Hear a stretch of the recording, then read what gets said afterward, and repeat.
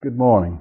My name is Tom Gettys. I'm a member of the faculty at the Pennington Research Center, and it's my pleasure to participate in APS Living History program and have a conversation with my friend and colleague, Dr. Claude Bouchard. Good morning. Morning, Tom. Claude, how are you? Good to see you. I think a good place for us to begin would for you to tell us a bit about your early life and how you came to be interested in science. Well, I was born in near Quebec City, in a city called Lévis, right across the St. Lawrence, facing Quebec City on the South Shore. And we were a large family, 6 boys, 6 girls, and I am the oldest of the family. So there was a great interest in education in the family, so I had the opportunity to attend what we call at that time a classical college after elementary school.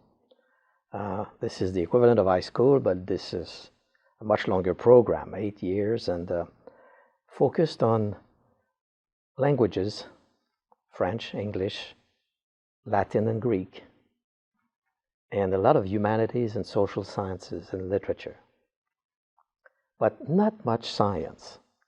So it was a different philosophy of education, one that gave you, I think, a broader view of the world and culture, but deficient from the point of view of science.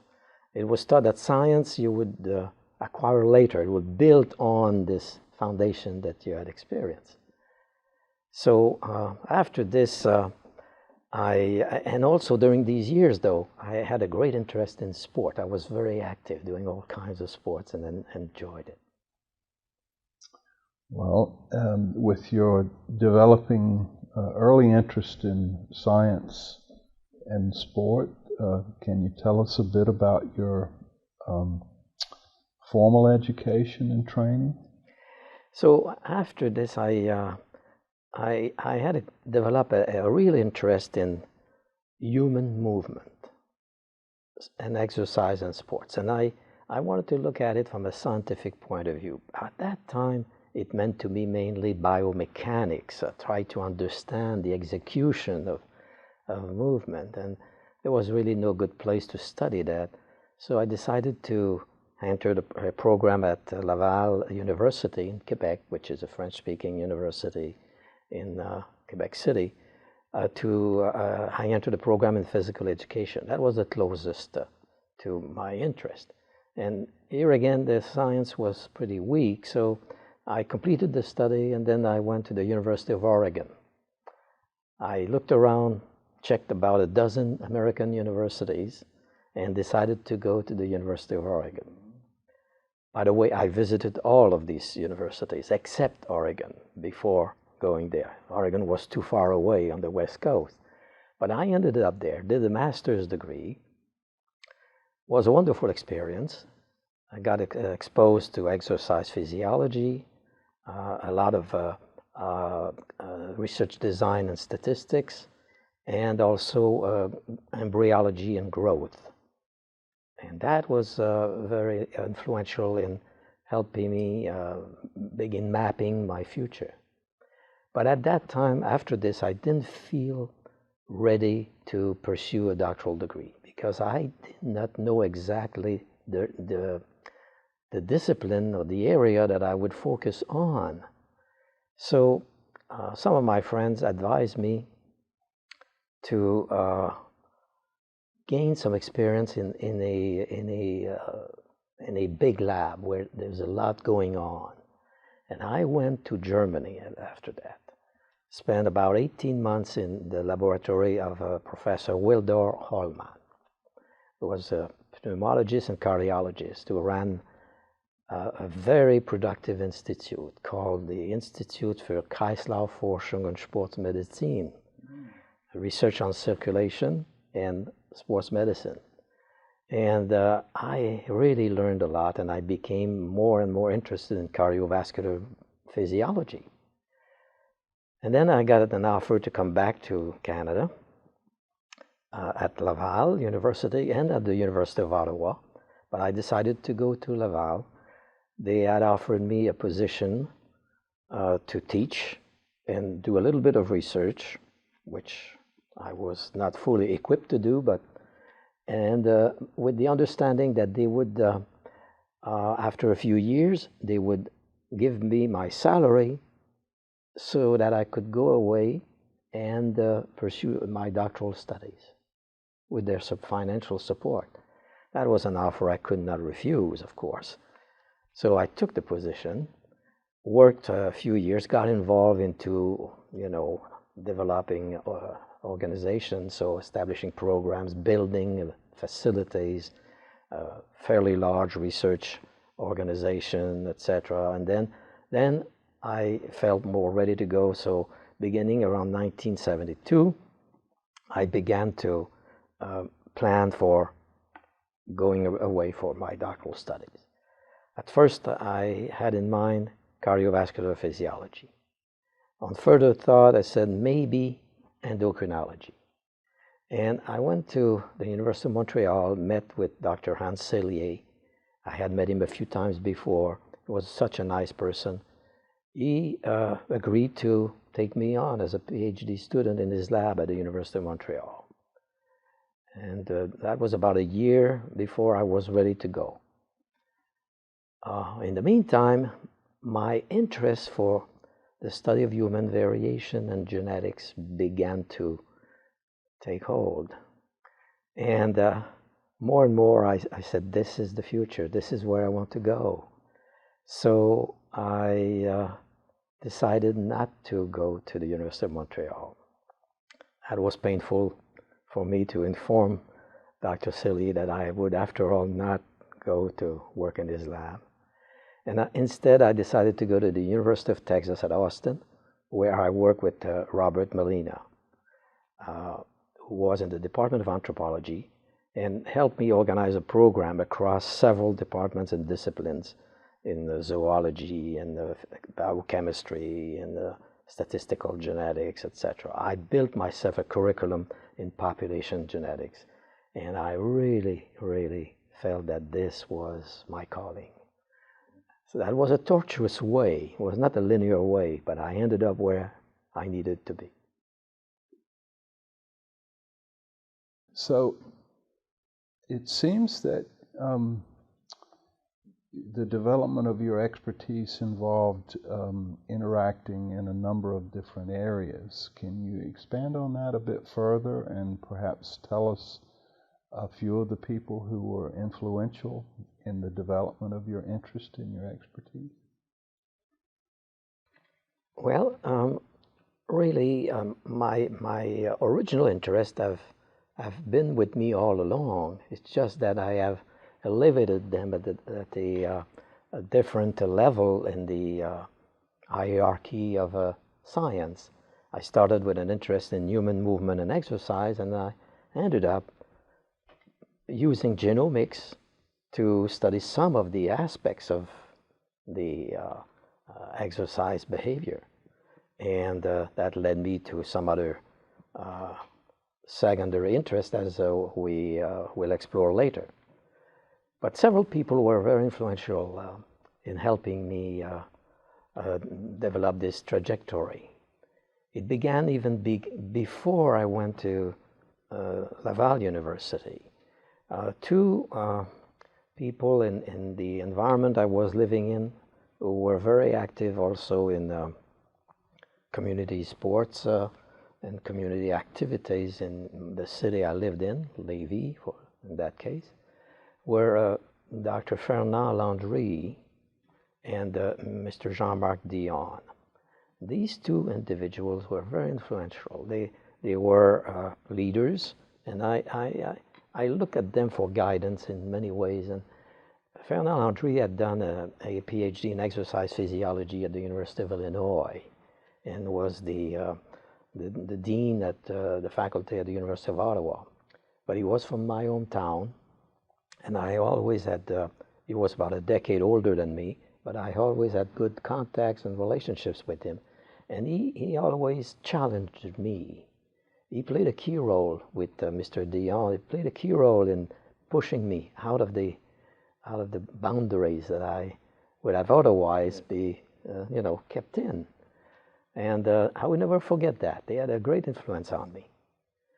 Then, of course, Dr. Hollmann in Cologne, in Germany, West Germany at the time, was very influential. He was such a kind man, but someone who understood the importance of exercise in health and disease, was very focused on his patients, and translated a lot of the data from the lab into patient care. He was very clever, had an extraordinary memory, and I was always fascinated by how much he knew. And he's still alive, probably close to 90 years of age now, and we keep in touch occasionally. 2 years ago, he introduced me at a meeting without any notes. He talked about my career for about 10 minutes. I found that extraordinary. And then there was Robert Molina at the University of Texas at Austin. Bob and I were good friends. He was just a few years older than me, but he had a different trajectory and ended up exactly where I wanted to be. So he gave me a lot of flexibility and latitude, and we were good friends. We had not only scientific exchanges all the time, we spent a lot of time together, not necessarily academic time, but a lot of time together talking about literature, culture, and wine and good food also. And he remains a good friend to this day. We have published a book together, which is now in its third edition, on the growth and physical activity in children. And then there was, at Laval, after I came back from my doctoral studies, a very distinguished physiologist by the name of Jacques Leblanc. Dr. Leblanc was an old-timer for me at that time. He was about almost 20 years older than me, but a very productive physiologist. He continued to be active in research until about 85 years of age and died about 3 years ago only. Very successful. He was among those who started the physiology of cold adaptation field. Did a lot of studies on Eskimos and Inuits and the fishermen in the Gulf, St. Lawrence Gulf, were exposed to cold water all the time, and he used all kinds of paradigms. He was very creative in his approach to science. He became also interested in thermogenesis and the energy metabolism, and we had very close relationship, he and I, and did several studies together and enjoyed, among other things, fly fishing. So it seems that the mentors who influence our scientific development influence the development in other areas as well of our lives. Exactly. They made an impact on me as a human being, and allowed me to broaden my scope and my view of the world. Claude, I know you developed an interest in exercise physiology and how exercise impacted overall health early on in your career. Can you tell us what you think is your most significant contribution to exercise physiology?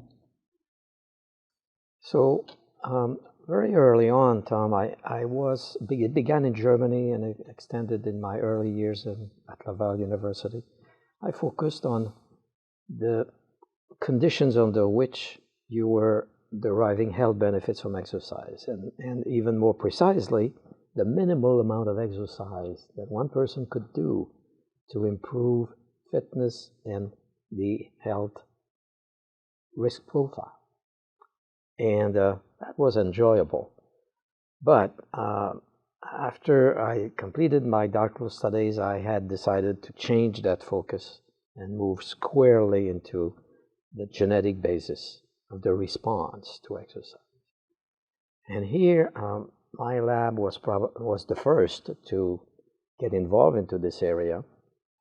And we have generated a lot of data, most of what is actually available in the literature even today. So we used a combination of designs. For example, we use sedentary people, blacks and whites, identical twins and fraternal twins, families. I have kept all my research focus on human. Never used animal models directly, only as support evidence. And we used gene expression studies, candidate gene studies, genome-wide scanning, and more recently, genome-wide association studies. So a combination of technologies and designs. And we focused on cardiovascular fitness, hemodynamic traits, skeletal muscle and adipose tissue characteristics, cardiovascular and diabetes risk factors as well. And by and large, I can say that the main contribution of my lab has been to report multiple times using replication design or different designs to make sure that we were dealing with a true phenomenon because of the consequences it has for the research agenda. We have found that there are considerable inter-individual differences in the response, and that these responses are driven primarily by DNA sequence variants. And the search for these variants is underway. We have contributed many of those ourselves, but it will take a long time before we have a complete picture of the drivers of human variability in adaptation to exercise. So that's the main, I think my lab is primarily known for this in the exercise field. We have truly created this field and moved it forward over the last 25 years approximately. More than that, 40 years now, I should say. There were a lot of people who were in very strong collaborators in these research endeavors. Too many to name them all, but a few of them need to be recognized. Very early on, a young colleague who unfortunately died too early, Dr. Jaime Simoneau, did his PhD with me, continued after his postdoc, came back to my lab, and we did very influential studies in the area of the changes that were driven by the genes in skeletal muscle adaptation, primarily. I was also fortunate to work with Dr. Gilles Lortie, another one who did his PhD with me, did many very nice studies on the human variation in the response to exercise, and then decided to do his medicine, and now is a very influential physician in the Quebec medical community. And I don't want to forget my close friend and colleague, Dr. Tuomo Rankinen, who came from Finland to join my lab in Quebec as a postdoc, transfer with me to the Pennington Biomedical Research Center, and is now on faculty as an associate professor at the center, who over the last 15 years has played a key role in all the studies that we have conceived together and have accomplished in our lab, and many other postdocs and doctoral students over the years. So overall, this has been a program that has deep roots in my lab, and one that I'm very proud of.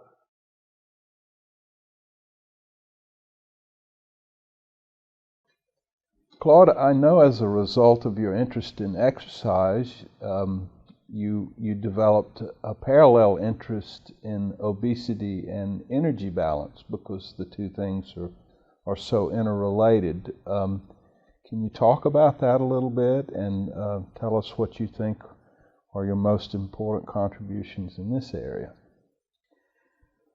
Interestingly, Tom, when I started my lab in Quebec City after my studies in Texas, I launched what is known as the Quebec Family Study. Originally, it was focused on indicators of fitness, health, and body composition. And since we had the body composition there, we had measures of adiposity, underwater weighing at the time, and fat distribution measurement. We began writing papers on the genetics of that because we had families, twins, adopted parents, adopted children, and foster parents, etc. We had a very rich cohort of data. So we began publishing on the genetics of adiposity and adipose tissue distribution. And I began receiving more and more invitations to speak at obesity conferences as a result of that.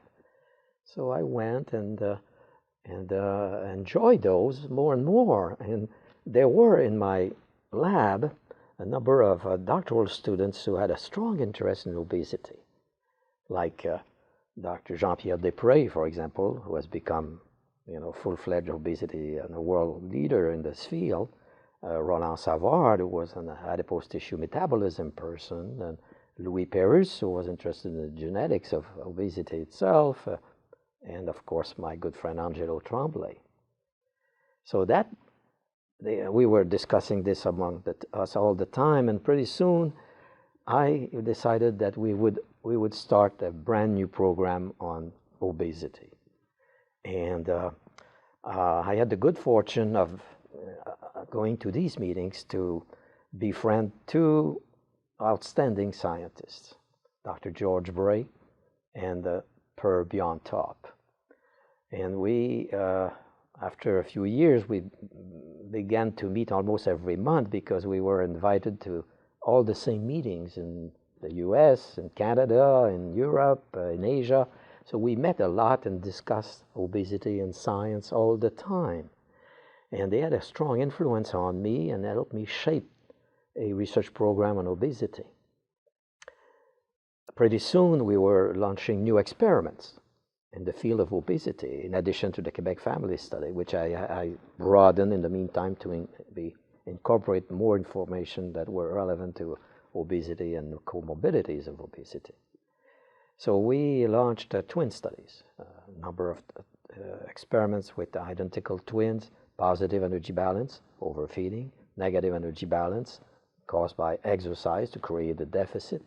And we were looking at some of the underpinnings of the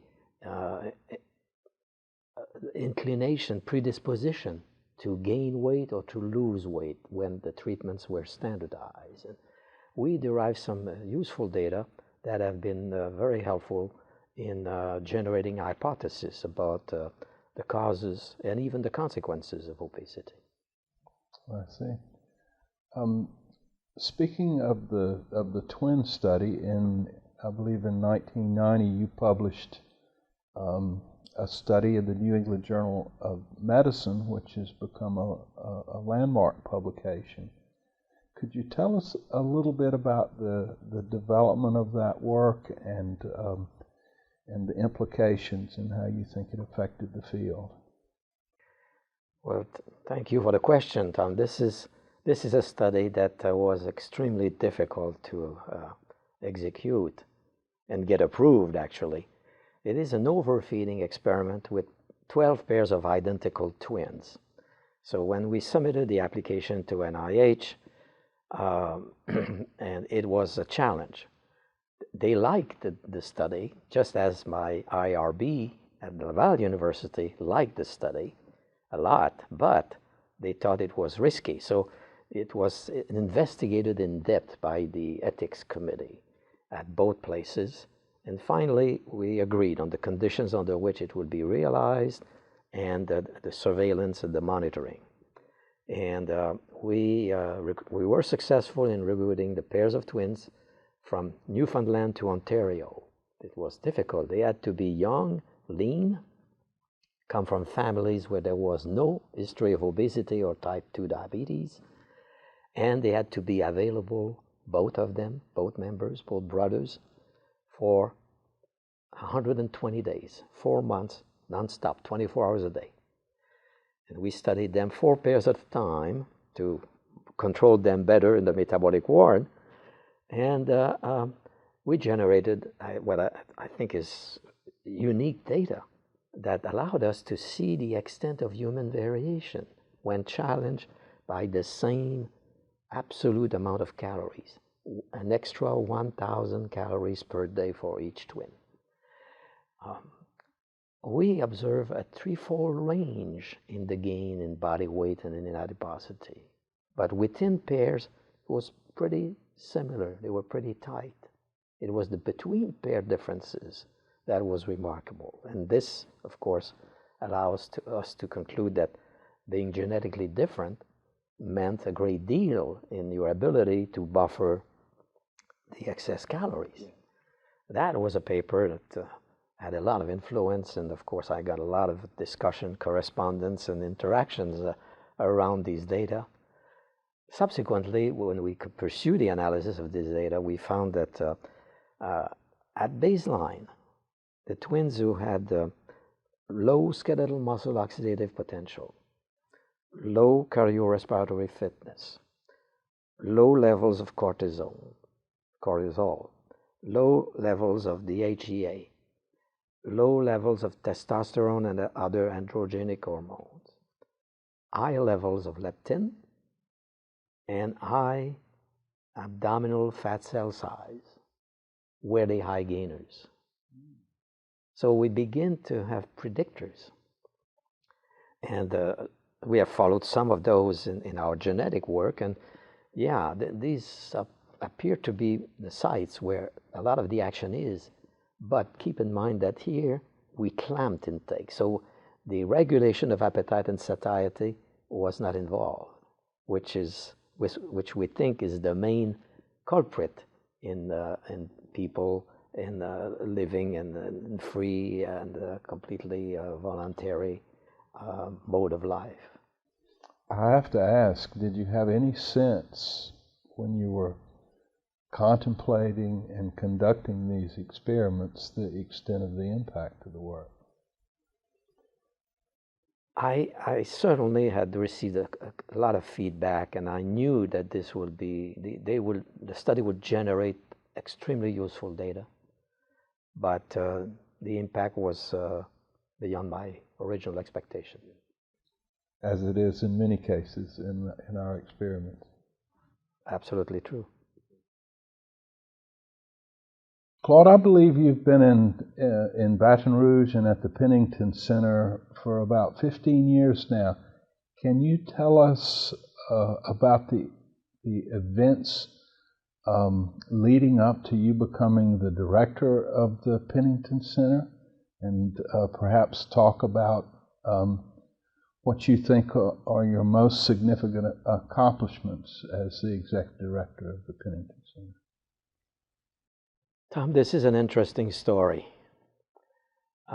When Dr. Bray became the director, the first director of the center in 1989, he created an external advisory board, and he asked me to be a member of it. So, and the board met every 2 years, so I came to Pennington in Baton Rouge regularly, and I saw the growth. When Dr. Bray arrived, it was totally empty. You know, there were a couple of security officers and the custodial personnel, and that was about it. So he started essentially the center that we see today. And I saw this from cycle to cycle. I saw it growing and growing. And in 1998, I was the chair of that external advisory board. And our main mission when we met was to discuss the qualities that would be needed in the next executive director, the replacement of Dr. Bray, because he had announced his retirement a year from then. So we made a number of recommendations to the president of the LSU system, Dr. Alan Copping, and we gave him 5 names, and apparently They consulted within the board. They could put together a search committee, and they contacted these 5 colleagues and discussed with them. And then one day I got a call from Dr. Copping, who asked me if I would be willing to consider the position myself. So that was late 98, towards probably the fall of 98. And I said, well, not really. We have given you our recommendations, and I think you should prioritize them first. They are such strong scientists and experienced administrators. He said, yes, we all know that, but we want to talk to you. So I started talking, and in early 1999, in negotiation between his office and the office of Mr. William Sylvia, who was the executive vice president at that time, I soon became pretty enthusiastic about what was going on here and what they were planning to take the center to. So I had to decide whether I would leave the conditions I had at Laval, which were very good. I had about more than 50 people in my lab at Laval, and extraordinary colleagues. Like, for example, I was working very closely with Angelo Tremblay, who is a very dear friend, and the two of us have been working together on physiology questions for 3 decades. Have a lot of fun together, and many others, Jean-Pierre Desprez, Louis Perrus, all my colleagues who have continued to make contributions to science. I would have to leave that, and it was a tough decision. I finally accepted around probably April of '99 and moved here in July. They were big shoes to fill because Dr. Bray had really created the infrastructure, and there were maybe a dozen labs in operation, you know, and so I thought that I should have a plan in 2 phases. The first one was to consolidate the infrastructure and prepare it for growth. So I spent quite a bit of time putting together the network of labs, well-identified labs, core facilities, and reorganize the services so that the administrative support would be lean, but totally focused on supporting the science and the scientists. And then after a couple of years, I said, okay, I think we're ready to move into the expansion phase. And I felt that the expansion was a very necessary move, because otherwise Pennington would have been very vulnerable. We were small, and with smallness comes vulnerability. So I decided that the future of Pennington would be best assured if we had more depth and breadth as well. And I launched a 3-pronged program. One was to recruit more scientists, add laboratories to our network, and related core facilities, and build more space, specialized space for our research. So we embarked on such a plan, and by the time I left, after 8-9 years of this plan, we had grown from 30 scientists to 90. The number of labs had expanded from about 12 to 15 to 55. And we had 19 core facilities. And we had almost tripled the square footage available at the center to almost 1 million square feet. So at that time, I thought that the center would be in a very strong position. The mix of funding sources was good, But I had not counted on the recession, which hit us very hard. And we got hit from both sides. We got hit because of the recession through a reduction in the level of NIH funding. And then, to make it a perfect storm, the state began cutting its investment in education and research. So that I had not anticipated, and it hurt the center badly. But I think we are on our way to recovery now, and hopefully we will be able to take full advantage of the extraordinary facilities that we have. Claude, I know you've been active in research for approximately 40 to 50 years now, and I know from being your colleague that you still embrace your work with great enthusiasm, and I know you're past the normal age of retirement. Can you tell us what it is that allows you to continue to pursue your work with such enthusiasm and enjoyment? This is an excellent question. I think it applies not only to me, but a lot of us who continue to stay close to science and enjoy not only the discovery process, but also the conviviality of science and the science community. I certainly continue to enjoy the discovery process. I get excited a lot when I look at data and I see that we have a true difference here, or a real association there, or a treatment effect here, or I find that exciting. And moreover, I continue to enjoy scientific writing. After so many years, I remember my first few papers, they were so hard to write, so difficult, so demanding. Of course, today it's much easier.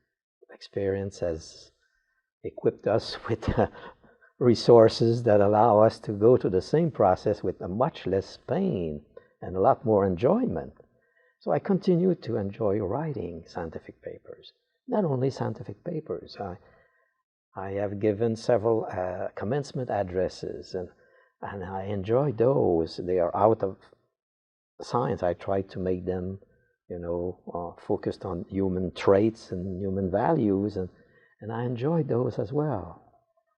One great benefits of having been in science for a long time is that you have a network of colleagues and friends in science, and I continue to interact with a lot of people around the world. And as a result of all these networks, I have been asked regularly to edit books and handbooks. And I do that with pleasure. It's fun, it's challenging, but also it renders a service. And I continue to enjoy that. For example, Dr. Bray and I are editing the Handbook of Obesity. The latest edition came out about a month ago, and we've been doing this for 20 years. It's a pleasure to do this. We work well together. We have a network of probably 200 authors involved who have written 95 chapters in 2 volumes. It's a major undertaking. I enjoy the same in the area of exercise biology. For example, currently I'm editing a volume in the series in Progress in Molecular Biology and Translational Science on the molecular regulation of adaptation to exercise. And this gives me pleasure because it's going to be entirely data-based, but you try to grasp the whole field and see what are the main lessons that can be derived from this. And of course, out of that, you can identify lots of good research questions as well. So this has always fed my thinking. And so I am truly pleased with the way I have handled my my post-retirement age life thus far. Well, I know the American Physiological Society has been very instrumental. Its network of people and scientists. Could you expand a little bit on its role in your career? Yes, I went to many meetings of APS before I became a member, but I've been a member for about 30 years now. And there are two major aspects of APS that I would like to highlight here. One is the richness of the meetings. As a young scientist or as a student, you go to these meetings and you see the full spectrum of what it takes to make science a successful enterprise. You have the stars delivering these very sophisticated and in-depth plenary lectures, and they are fascinating. They create enthusiasm, and I have benefited greatly from these super specialized but highly competently delivered lectures. But also at the same time, you see what is happening in the trenches. You have all these oral presentations and the poster sessions, the gigantic poster sessions, where you have colleagues who have worked diligently in the lab, developed a hypothesis, tested the hypothesis, reporting their results, and you have dozens of people coming around and asking questions about that particular study. That's the trenches of science. And at the APS meeting, I thought that this was the epitome of it. This is where I have seen it work at its best, from the star to the bees, in doing necessary things in the lab, delivering results upon which bigger and bigger things would eventually occur. So in that regard, APS offers a unique forum to young scientists and senior scientists alike. The second aspect of the American Physiological Society that I have great respect for is the network of journals, the panel of journals that they publish. These are really serious publications in the field, and they have maintained the highest standards as far as I can look backward. I have published many papers in these journals, and we, in my lab, we have always looked at them as being a standard to try to attain. Do you think that this piece of research can be published in one of the APS journals? That has always been a fundamental question in my lab. And this is not benign today, maintaining the highest scientific standards in publishing in an environment where you have now so many new publications coming from nowhere, supported by very shaky organizations, a lot of them without peer review. You can now publish just if you have enough dollars to allow your paper to be put, not in print, because they don't publish in print, but in silico. And a lot of fraudulent papers and publications actually are now flooding the field. So APS is a shining light in this regard, and I think we should all pay our respect to the founding fathers and the editors of these journals who have maintained such high standards over the years. I'd like to return back to the theme of something you just said, talking about the poster sessions, and that being the interface of scientists with the next generation of scientists. And I know you derive great pleasure and take great pride in mentoring the students who come through your laboratory, and you have a remarkable record of mentoring junior scientists. I think that's a nice segue to hear your thoughts and advice to the young students who are interested in science, and how they may they consider and think about a career in science. This is an important question indeed. I think I have mentored maybe 30 master's and PhD students and about 35 postdoctoral fellows in my lab over the years. And I have really enjoyed that aspect of my work. Today, I don't mentor students anymore. I focus mainly on postdocs and junior faculty. And then I find I really derive great joy from that, particularly when you have someone who is talented and is prepared to work hard and make the necessary investment to become an independent scientist. That is an experience that cannot be matched easily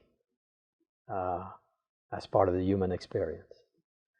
And I am doing this now, and I would like to do even more in the future if the occasion arises, because that's indirectly, that's one more way to contribute to the scientific enterprise.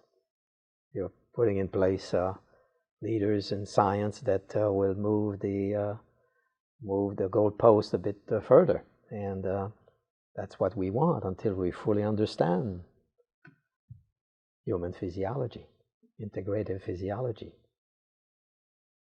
biology in the broad sense. So, Tom, this is an interesting point that you raised, because as part of my retirement activities, besides continuing to be involved in science, besides the publication activities and the editing efforts that I pursue, mentoring postdocs and junior faculty is one of the things that I cherish the most. Well, on behalf of the APS, I'd like to thank you for your comments and thoughts, and ask if you had anything to say in conclusion. Not much, except to thank you for having taken the time to